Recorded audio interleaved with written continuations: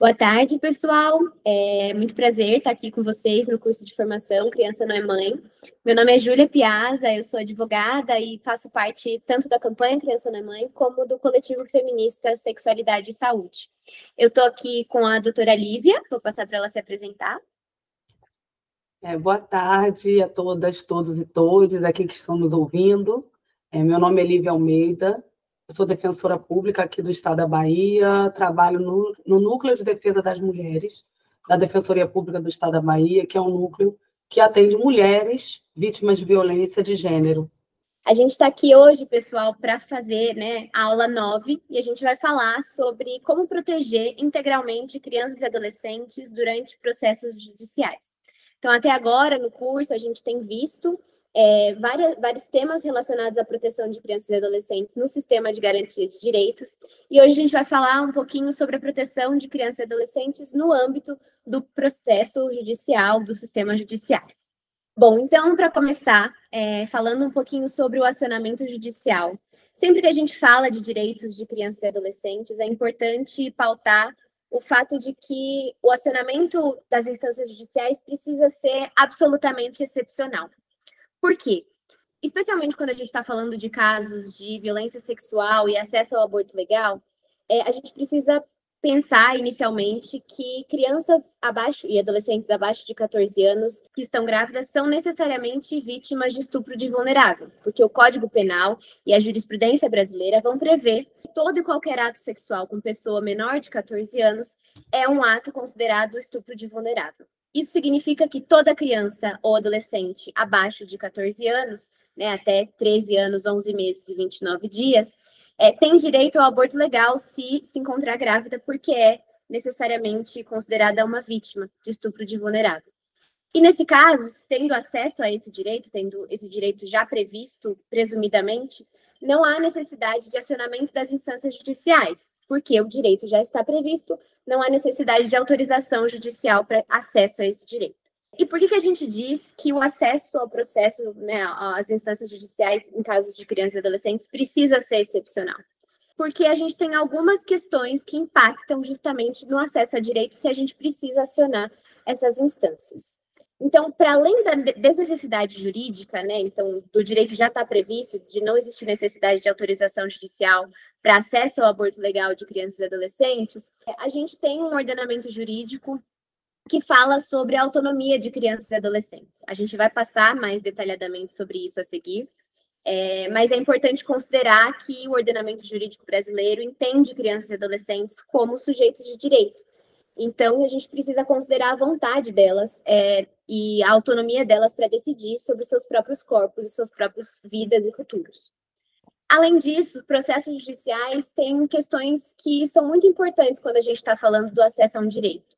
O risco de revitimização, então a gente está falando de crianças vítimas de violência sexual, que passaram já por situações muito violentas, e ao passar por um processo judicial, existe a grande chance de que ela seja revitimizada, porque provavelmente ela vai precisar ser ouvida algumas vezes, o processo em si pode retomar e retrazer as vivências violentas pelas quais essa criança passou.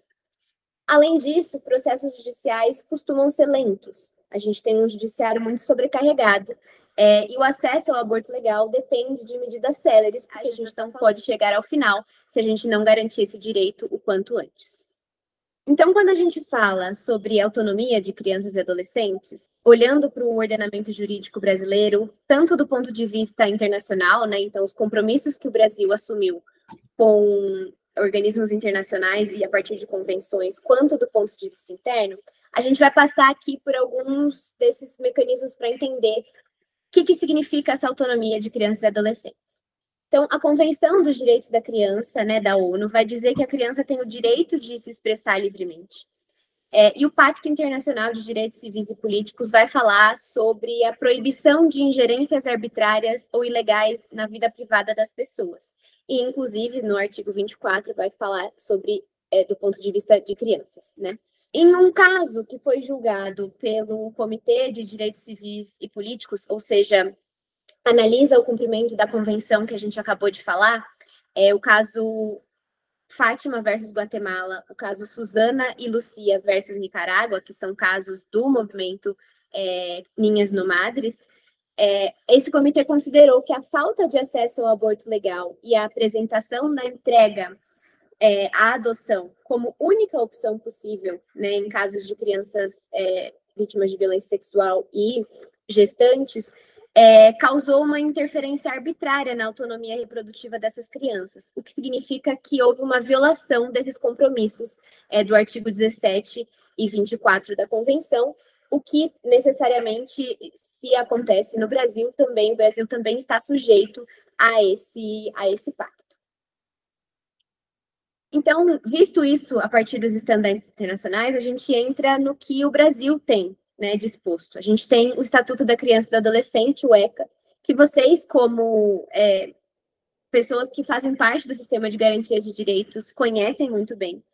E o ECA vai falar sobre o respeito à inviolabilidade física, psíquica e moral da criança e do adolescente.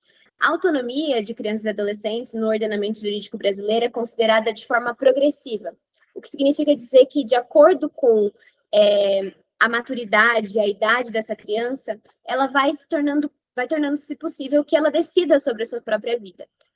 Essas decisões sobre suas próprias vidas, ela pode e idealmente deve acontecer a partir do apoio dos pais ou responsáveis legais, mas em casos em que isso não é possível, é preciso respeitar a decisão ou a autonomia dessa criança. E a resolução do CONANDA número 258 de 2024 vai trazer exatamente isso em vários de seus dispositivos, falando sobre a importância de que, sempre que possível, os atores do sistema de garantia de direitos tragam os pais responsáveis para que apoiem a decisão, né, estejam ali ao lado dessa criança na tomada de decisão sobre sua vida e seu futuro, mas que em casos em que isso não é possível, em que há uma divergência insuperável em relação à vontade dos pais e responsáveis e a da criança, aí sim vai haver a necessidade de acionamento judicial. E é por isso que o acionamento judicial ele fica entendido como excepcionalíssimo, porque sempre é possível que a gente escute essa criança, traga os pais para apoiarem essa decisão. O papel do sistema de garantia de direitos é fazer com que, apoiar a decisão dessa criança e fazer com que essa conversa entre pais e responsáveis seja possível, e somente se a decisão da criança e do adolescente e dos pais for divergente de forma insuperável é que a gente passa a precisar acionar o sistema de garantia, o sistema judiciário, especialmente quando a gente está falando da decisão sobre, por exemplo, o aborto legal, né? Então, se a criança, por exemplo, deseja realizar o procedimento e os pais ou responsáveis não o desejam e não querem autorizar, e essa criança, por exemplo, está no serviço de saúde, é papel dos profissionais ali que estão no serviço de saúde tentarem apoiar a decisão dessa criança, explicarem e terem uma conversa com os pais sobre direitos e deveres ali, né, na garantia dos direitos dessa criança, e somente se for insuperável, aí sim, fazer os devidos encaminhamentos para o Ministério Público ou para a Defensoria Pública, de que a gente vai falar a seguir, para que haja o acionamento judicial. Bom, e como que a gente garante que a vontade dessa criança, né, a gente falou bastante sobre autonomia, mas como que a gente garante que a vontade dessa criança está sendo manifestada de forma livre, de forma informada, né? A gente tem no Brasil a Lei 13.431, de 2017, que a gente chama de Lei da Escuta Protegida, que prevê alguns procedimentos para a escuta protegida dessa criança, desse adolescente, para manifestação de vontade livre, informada dessas crianças e adolescentes. Esse é um procedimento específico que a legislação brasileira prevê justamente por entender que, ao escutar crianças vítimas de violência, a gente precisa evitar a revitimização, por exemplo, garantindo ali alguns procedimentos para que esse processo seja o menos violento possível. Bom, e para a gente fazer a escuta protegida, é importante entender que cada território do Brasil vai ter uma regulamentação sobre a escuta protegida. Então, há estados em que isso já está regulamentado e há programas em que a escuta protegida é realizada de forma já regulamentada e há outros lugares em que isso ainda está sendo implementado. Mas o que é preciso entender sobre a escuta protegida é que é um procedimento técnico que precisa ser feito por pessoas capacitadas para isso. E há algumas necessidades, alguns requisitos para a realização dessa escuta, de forma a não revitimizar essa criança. Essas necessidades são, por exemplo, um local apropriado, que garanta a privacidade tanto da criança quanto do profissional que está fazendo a escuta protegida, um local que seja acolhedor. Quando a gente está falando de crianças e adolescentes, é sempre importante também pensar, por exemplo, em métodos lúdicos, em formas de expressão dessa criança da forma com que ela se sinta mais confortável. Então, é possível, por exemplo, que essa criança queira se expressar por meio de um desenho ou por meio de alguma brincadeira, com o uso de fantoches, por exemplo. Esses são métodos que costumam ser utilizados na escuta protegida e podem facilitar a manifestação de vontade da criança. Mas também é importante entender que quando a gente vai fazer a escuta protegida de uma criança, a gente precisa garantir o respeito ao tempo dela. Essa é uma escuta que pode ser rápida, mas ela também pode ser demorada, e o profissional que está realizando precisa ter o tempo livre, embora isso seja uma dificuldade, obviamente, nos serviços do sistema de garantia de direitos, mas é preciso garantir que essa criança tenha o seu tempo respeitado e também, especialmente, que ela tenha o seu direito de não falar sobre a situação de violência se ela não quiser. O profissional que está ali realizando esse procedimento de escuta protegida precisa criar um vínculo com a criança antes de qualquer coisa. Então, pode ser que seja necessária mais de uma sessão para a criação de vínculo, estabelecimento de uma relação com aquela criança, para que aí sim ela se sinta confortável em falar sobre a situação de violência que ela vivenciou. Então, quando a gente está falando da escuta protegida, um pouco do que deve ser feito além de estabelecer uma relação e um vínculo, em primeiro lugar, com essa criança e garantir um espaço acolhedor, é também evitar perguntas que sejam indutoras de uma resposta, pedir, né, e garantir que aquela criança tenha um espaço livre para se expressar, sem necessariamente fazer perguntas específicas sobre o que aconteceu, porque isso pode induzir uma resposta. E garantir que a criança possa não falar também sobre o assunto. E só depois, então, complementar com perguntas, se for necessário, a partir, depois da descrição livre da criança.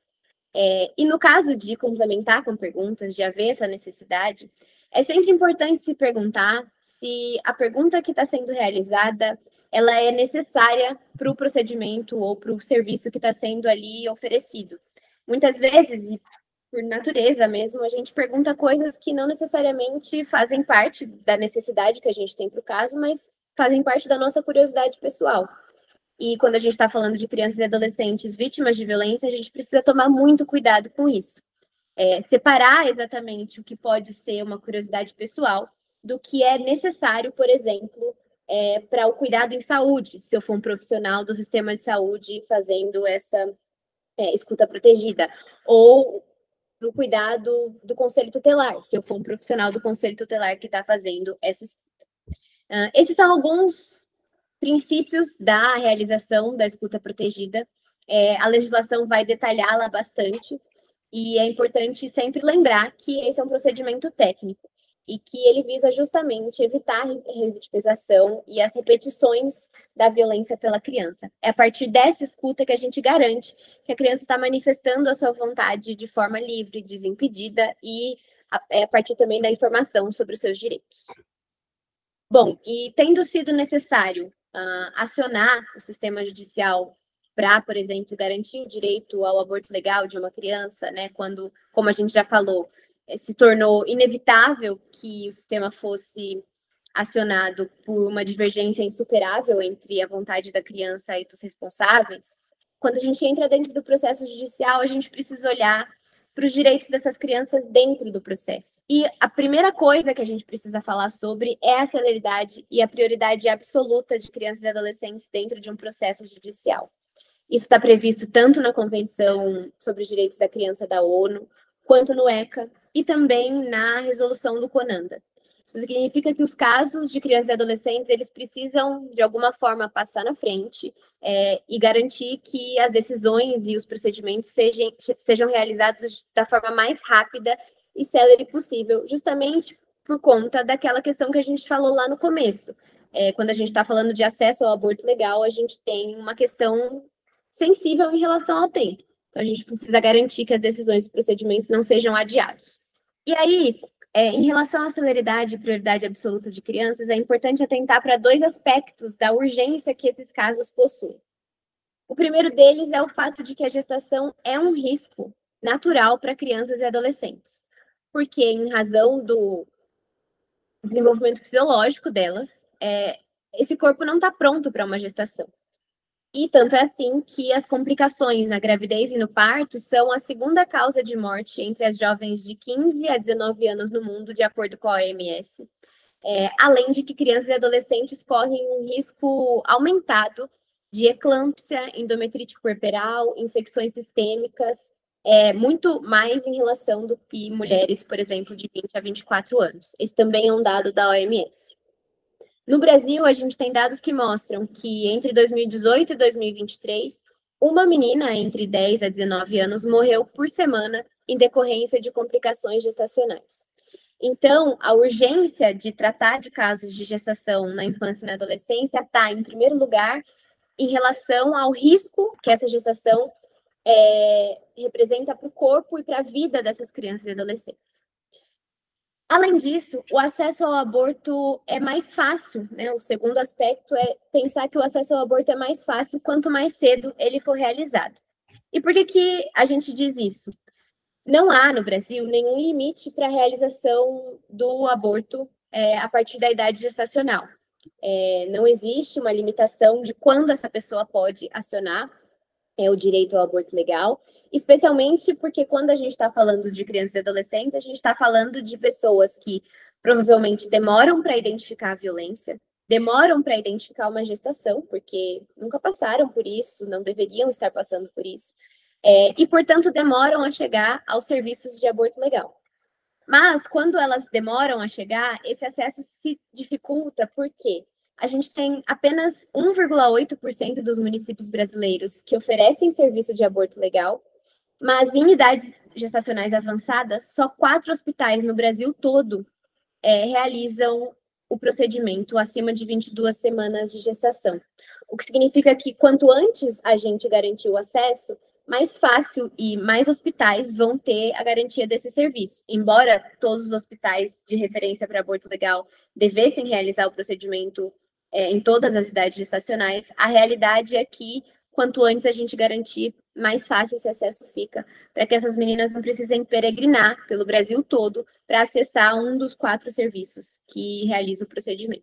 Bom, então, pensando também na urgência que esses casos nos trazem, nos colocam, a gente tem alguns mecanismos previstos em lei que podem apoiar a tramitação desses processos de forma mais célere. Alguns deles, por exemplo, dizem respeito, estão previstos na Lei Maria da Penha ou na Lei Henri Borel, que falam sobre medidas protetivas de urgência e que prevêem várias possibilidades de cessação da violência imediata ou de garantia de algum procedimento mais rápido. Por exemplo, tanto a Lei Maria da Penha quanto a Lei Henri Borel vão falar sobre a possibilidade de afastamento do lar do agressor.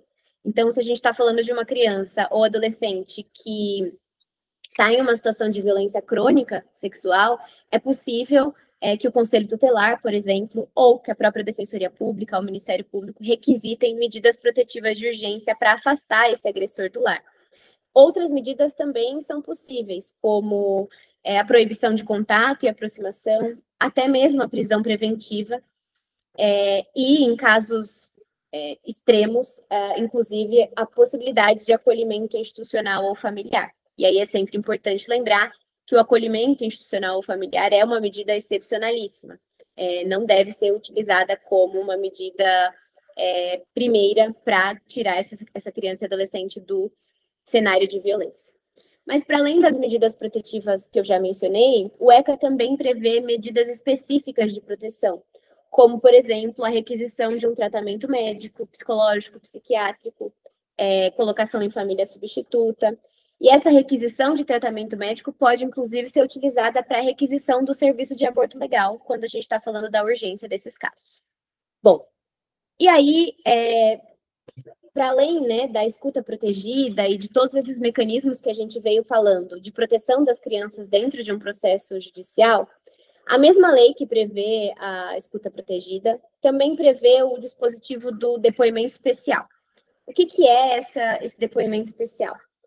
Ele é, de alguma forma, semelhante à escuta protegida, mas é um depoimento que vai acontecer dentro de um processo judicial, ao passo que a escuta protegida acontece fora do sistema judiciário.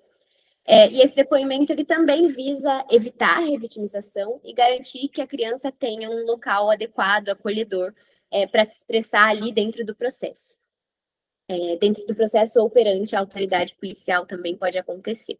E aí é sempre importante pensar e considerar que se a gente está dentro de um processo judicial em que a que a gente chegou depois de uma escuta protegida dessa criança, é preciso avaliar se esse depoimento especial dentro de um processo é realmente necessário.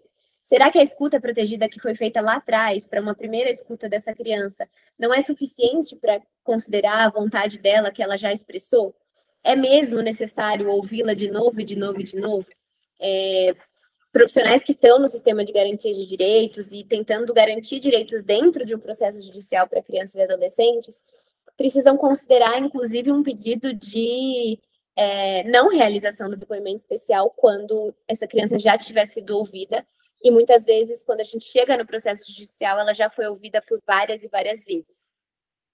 De novo, no procedimento de depoimento especial, é importante garantir aqueles mesmos requisitos: um local apropriado e acolhedor, a garantia de privacidade, e aqui no depoimento especial é preciso que esse depoimento seja gravado em áudio e vídeo, justamente para evitar que essa criança tenha que repetir e para que esse registro desse depoimento fique ali no processo e possa ser utilizado futuramente.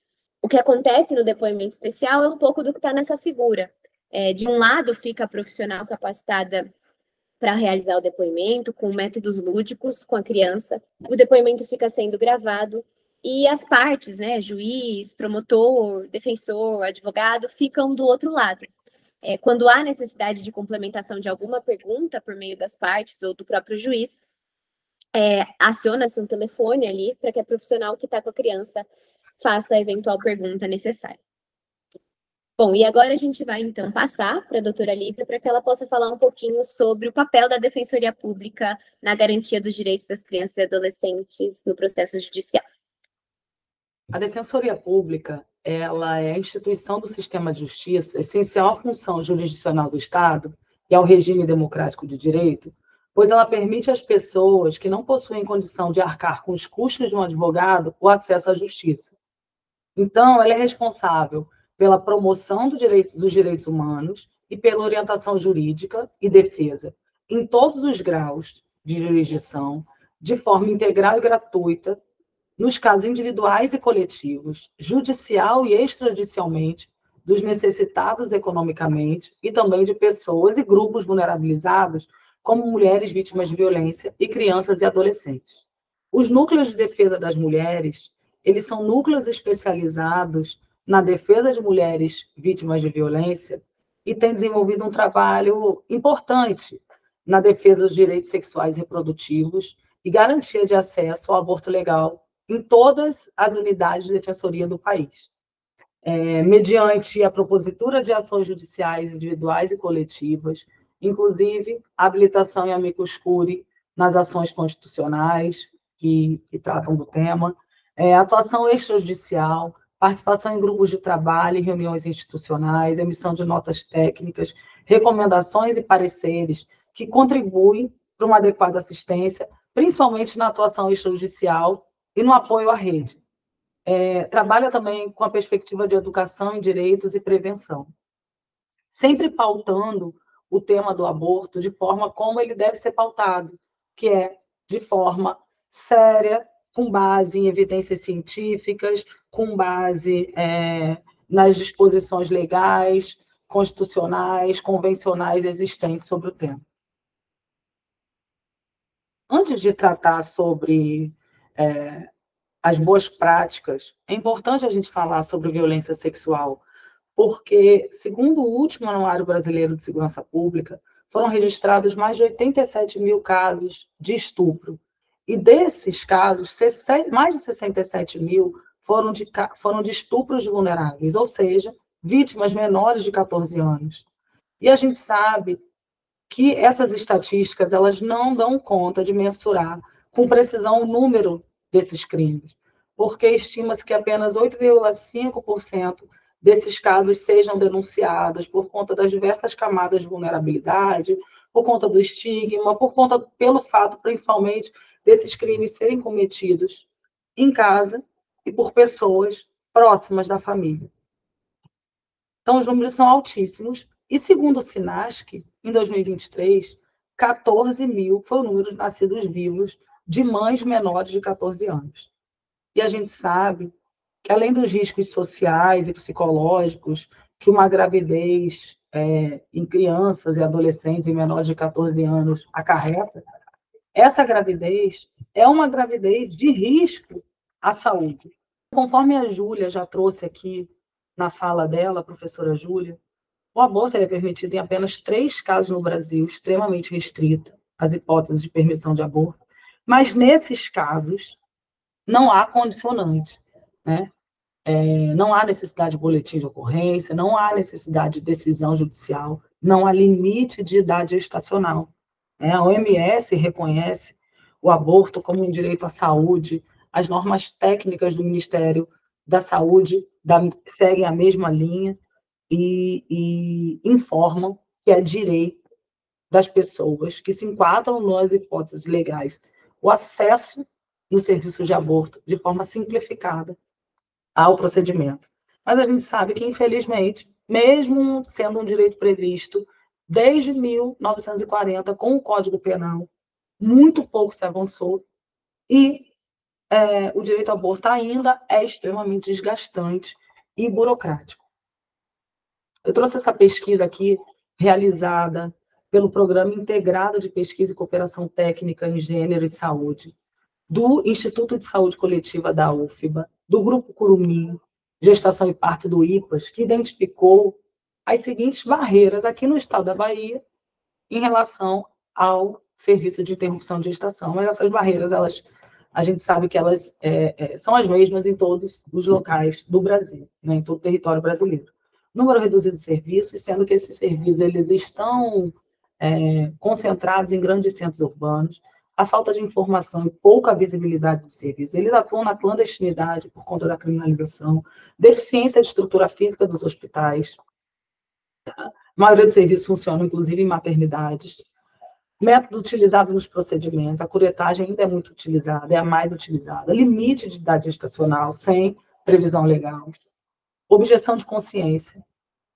Desconhecimento sobre a legislação por parte de meninas, mulheres e pessoas com capacidade gestal. O aborto ele é pautado com viés moral, religioso, político-partidário. A gente tenta, né, tratar desse tema da forma correta, forma responsável. Desconfiança do profissional em relação à palavra da paciente, formação insuficiente, falta de sensibilização e capacitação sobre atenção ao aborto. No caso das meninas, então, são impostas barreiras adicionais. E a gente viu, nos últimos anos, muitos casos de negativa de acesso ao aborto para meninas. E eu vou passar esse vídeo aqui, que trata de um desses casos, o caso de uma menina de Santa Catarina com apenas 11 anos, que foi exposta, além da própria violência sexual, a intensa violência psicológica e violência institucional, né? Contrariando a recomendação, por exemplo, 35 do Comitê para a Eliminação de Todas as Formas de Discriminação contra as Mulheres, que trata a gravidez forçada, a negativa ou atraso no aborto, como forma de violência de gênero equivalente, equiparada à tortura. Então, tu quer fazer algum pedido para mim? Qualquer coisa que tu queiras pedir? Nada? Presente de aniversário? Não? Queres escolher algum nome para o bebê? Não? Tá bom.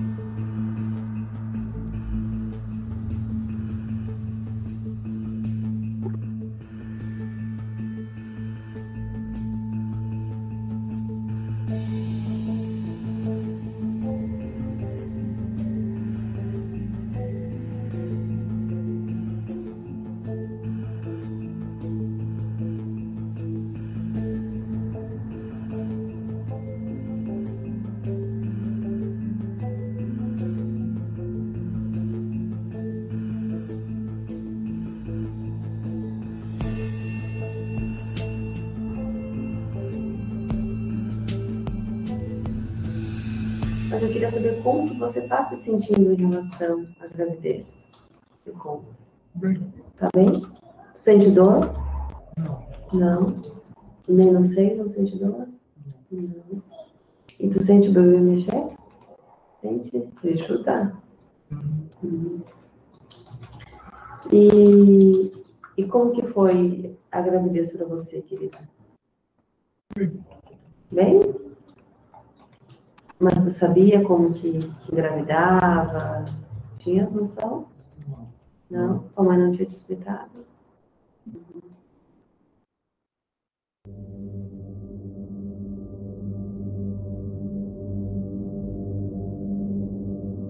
Foi escrito que vocês queriam a interrupção da gravidez. Você sabe o que é a interrupção da gravidez? Não. Para você, qual a expectativa que você tem em relação ao bebê que está contigo? Você quer esperar ele nascer? Você quer vê-lo nascer? Não quer? Não quer vê-lo nascer. Como que vocês chamam isso entre você e a tua mãe? Esse não querer ver o bebê nascer.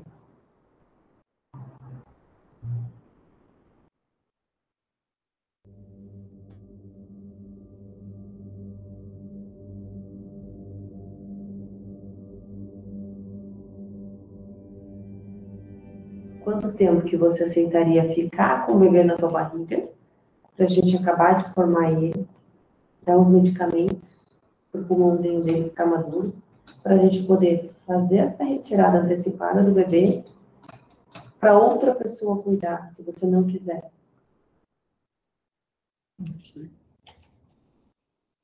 É que você vai no médico, né? A gente vai fazer essa pergunta para o médico. Mas você, se tivesse tudo bem, se a tua saúde suportasse, tu suportaria ficar mais um pouquinho e bebê? Aceitaria? Mais 2 semanas, 3 semanas? Aceitaria? Uhum. E depois que esse neném fosse retirado, daí, como a gente tem como preparar para o nenenzinho ter como sobreviver. Nessas condições, você aceitaria que a gente entregasse para um outro casal, seu pai e mãe do bebê? Sim. Aceitaria? Uhum. Você não tem interesse em ficar com o bebê? Não.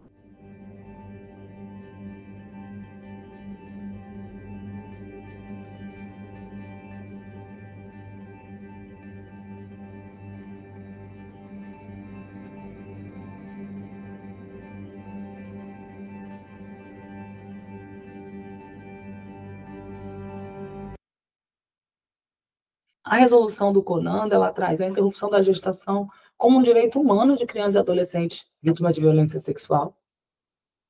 A ausência de pais responsáveis não impede o pleno exercício do direito à informação, nem a tomada de decisão autônoma. É reconhecida a autonomia, todas essas normas reconhecem a autonomia, a gente fala muito sobre isso. A exigência de representação legal não pode ser utilizada como barreira à realização do procedimento, sob pena de configurar violência institucional.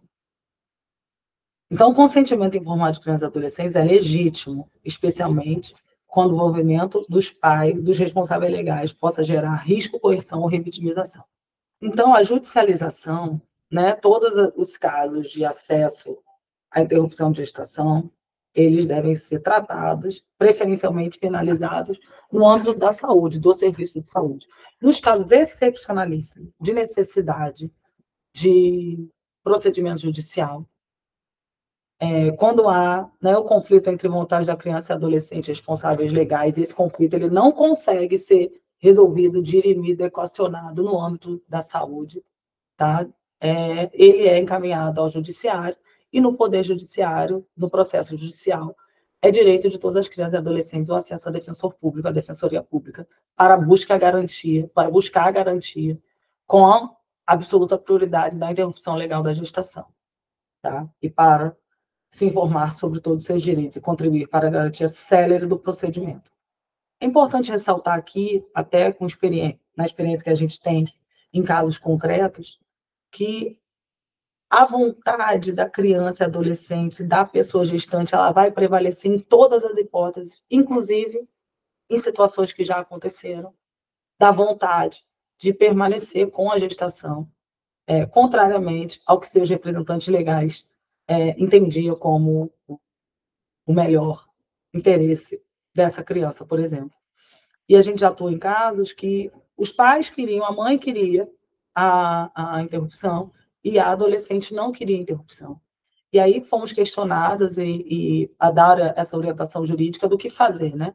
E a gente orienta no sentido de respeitar a autonomia da pessoa gestante. E aí, nesse caso, a orientação é a gente chamar a equipe multidisciplinar, conversar, explicar para ela todos os riscos inerentes à saúde, todas as possibilidades, como, né, já foi falado aqui por mim em relação ao protocolo realizado por serviço daqui de Salvador, e a partir do que a adolescente escolher, a gente respeitar a vontade dela, também sem coerção. E aí eu vou trazer aqui alguns casos concretos nos quais as defensorias atuaram, para a gente elencar alguns pontos sensíveis, tá? O primeiro é esse suprimento judicial de consentimento. A Rede Saúde tomou conhecimento da situação em 27/1, tá? É um prazo fictício, e era uma adolescente de 15 anos, um estupro real, tá? Foi encaminhada ao Conselho Tutelar. O Conselho Tutelar emitiu um relatório técnico informando que essa adolescente ela estava enfrentando violência psicológica, estava cabisbaixa, estava sofrendo de forma muito acentuada por conta do trauma, né? Estava a manutenção dessa gestação, ela perpetuava esse trauma, tá? E aí, 4 meses depois, esse caso foi encaminhado à Defensoria Pública. A Defensoria Pública, depois do Conselho Tutelar, ela foi encaminhada para o CRES, e do CRES também emitido um novo relatório, com uma nova escuta especial, remete o caso à Defensoria, a Defensoria Pública não tem outra saída a não ser judicializar a situação, porque a mãe dessa criança, dessa adolescente, ela se negou a emitir o consentimento por motivos religiosos, e aí foi realizado o pedido judicial. Quando chegou ao judiciário, o juiz encaminha ao Ministério Público, o Ministério Público solicita um novo estudo técnico, já tinham sido realizados 2 estudos técnicos por equipe multidisciplinar, para poder entender, para poder fazer a escutativa dessa adolescente e dessa mãe, para poder garantir ou não o direito à interrupção. E, por conta da passagem do tempo, quando ela chega ao judiciário, ela já está com mais de 20 semanas de gestação. O judiciário acolhe o pedido do MP e dá um prazo de 15 dias para ser realizado esse estudo técnico. Um pedido que foi feito em 15 de maio, esse estudo técnico só vem ao processo em 9 de junho.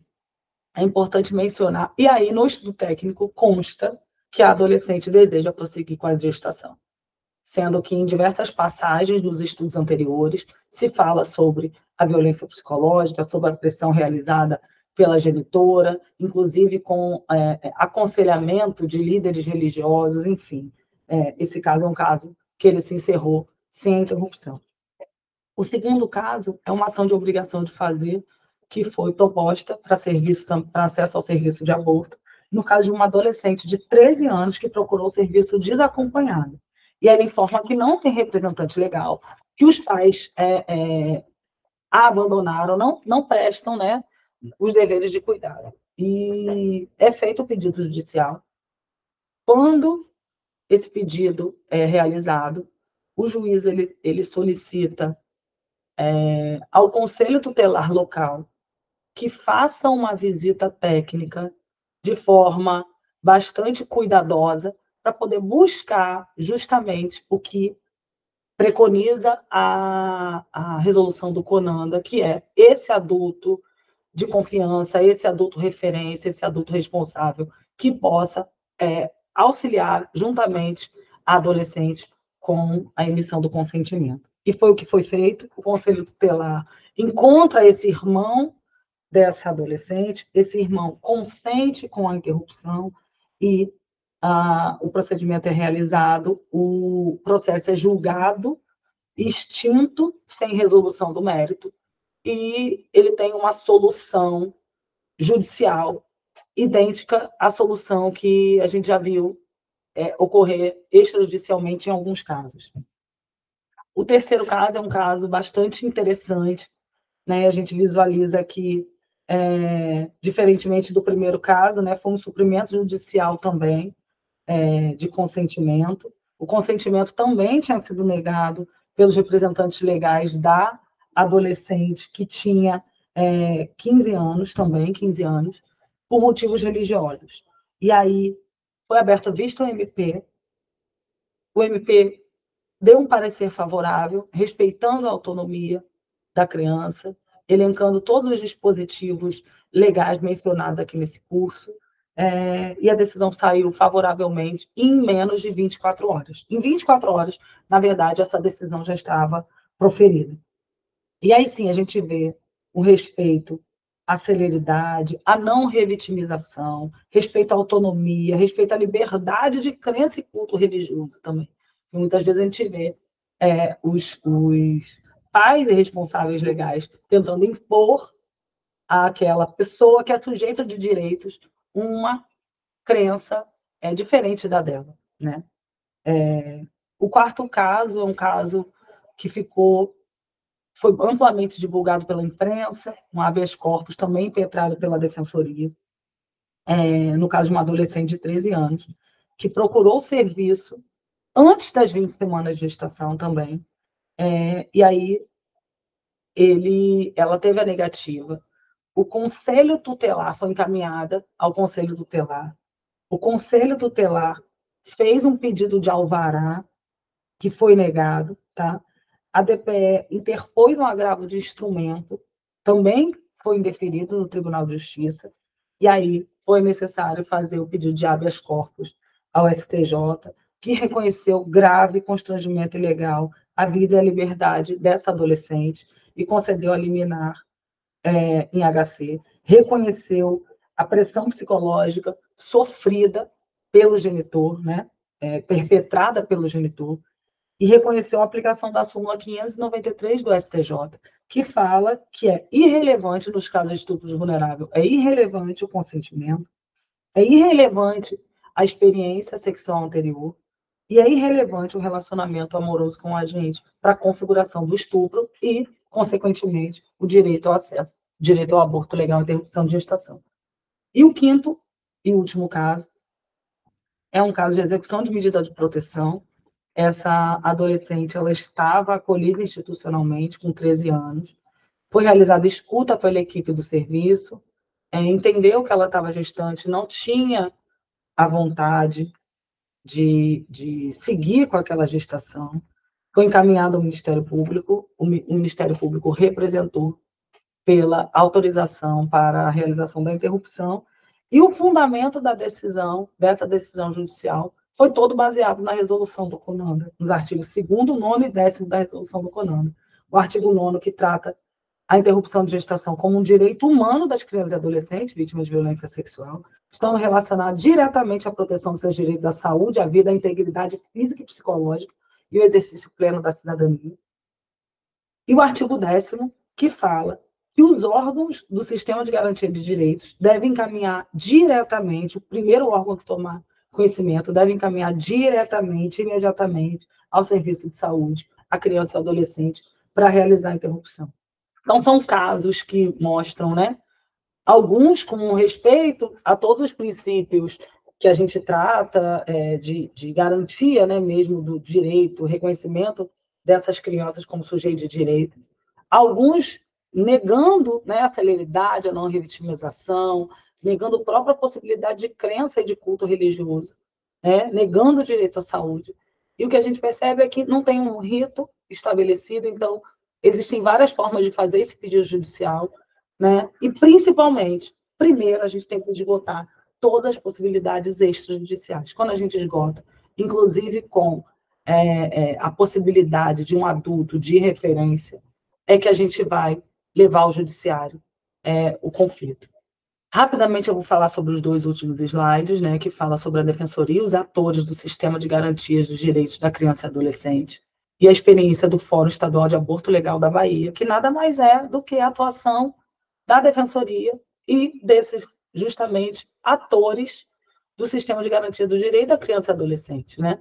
A gente precisa estar em rede, a gente precisa estar próximo, porque a gente apoia, inclusive, as resoluções extrajudiciais. A Defensoria Pública ela não existe apenas para entrar com ação judicial. A gente está aqui para prestar orientação jurídica, inclusive aos profissionais de serviço.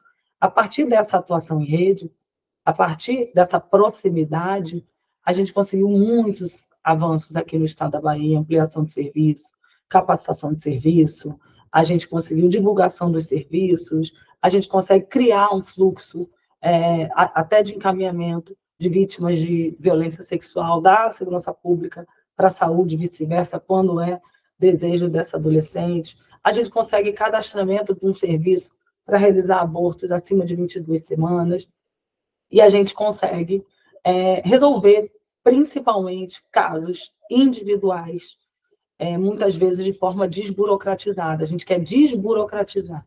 Acho que eu finalizo a minha apresentação com essa palavra, que é a desburocratização do acesso ao aborto legal no Brasil, principalmente em casos de criança e adolescente que já sofreram todo o descaso, todo o descuido de todos os atores, de todos os órgãos, tanto da família, da sociedade, do Estado, do poder público, que aconteceu a violência, então agora a gente tem que cuidar dessa criança, desse adolescente. Então eu falo sobre a necessidade da atuação em rede para que a gente possa desburocratizar o acesso.